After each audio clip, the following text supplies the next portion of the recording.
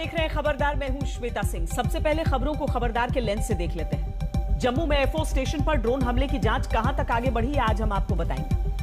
क्योंकि बात सिर्फ एक ड्रोन हमले की नहीं है, लगातार 2 रात से जम्मू में ड्रोन मंडरा रहे हैं और वो भी सैन्य ठिकानों के ऊपर। जम्मू के कालूचक मिलिट्री बेस पर रविवार को रात को 2 ड्रोन देखे गए जो फायरिंग के बाद गायब हो गए। सवाल यह है कि ये ड्रोन आखिर कहां से आ रहे हैं और कहां गायब हो जाते हैं। आज हम आपको यह भी बताएंगे कि कैसे ये ड्रोन अब पाकिस्तान के आतंक का लो कॉस्ट मॉडल बन गए हैं, जिनमें खर्च भी कम है, खतरे भी कम है और दूसरों के लिए चुनौती भी बहुत है।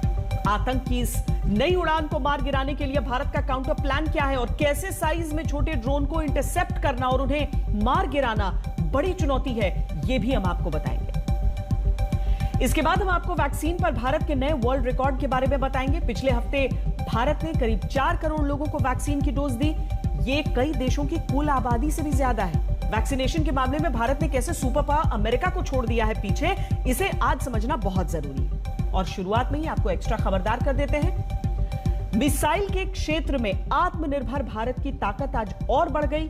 भारत ने आज अपनी अग्नि मिसाइल की अगली सीरीज अग्नि प्राइम को उड़ीसा से लॉन्च किया।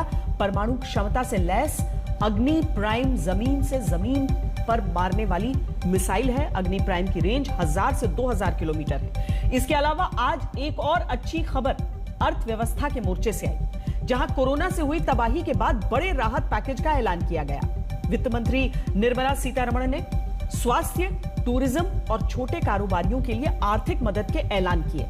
कोविड प्रभावित सेक्टर्स के लिए 1.1 लाख करोड़ की लोन गारंटी स्कीम लॉन्च की। लेकिन खबरदार की शुरुआत हम श्रीनगर के परिमपोरा इलाके में आतंकवादियों और सुरक्षा बलों के बीच मुठभेड़ से करते हैं। एनकाउंटर में सीआरपीएफ के एक ऑफिसर के घायल होने की खबर सामने आ रही है। खुफिया जानकारी मिली थी कि यहां 2 से 3 आतंकवादी छिपे हुए हैं इस इलाके में जहां पर एनकाउंटर चल रहा है। दोनों तरफ से फायरिंग हो रही है। सेना, पुलिस और सीआरपीएफ की टीमें मौके पर मौजूद हैं। मौके से धमाकों और गोलियों की आवाजें सुनाई दे रही हैं। पुलिस और सुरक्षा बल अपना ऑपरेशन जारी रखे हुए हैं। सुरक्षा बलों ने एक आतंकी को मार गिराया है। पूरा इलाका खाली करवा लिया गया है। हमारे साथ इस समय हमारे संवाददाता अशरफ वानी जुड़ रहे हैं। अशरफ, बताएं कितनी देर से चल रहा है ये एनकाउंटर और इस समय की स्थिति क्या है?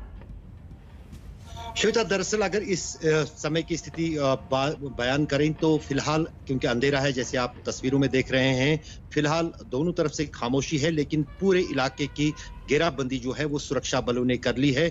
और जितने भी आम नागरिक इस इलाके में रहते हैं, क्योंकि रिहायशी इलाका है, उनको अपने घरों से निकालकर सुरक्षित स्थानों पर पहुंचा दिया गया है।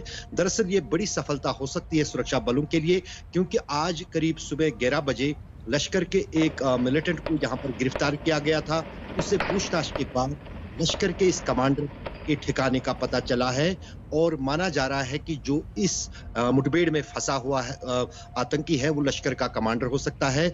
और जिस अंदाज से वो वहां से लगातार गोलीबारी कर रहा है, जैसे आपने कहा कि सीआरपीएफ के एक असिस्टेंट कमांडर घायल हुए, एक सब इंस्पेक्टर घायल हुए और सीआरपीएफ का ही एक जवान भी घायल हुआ है।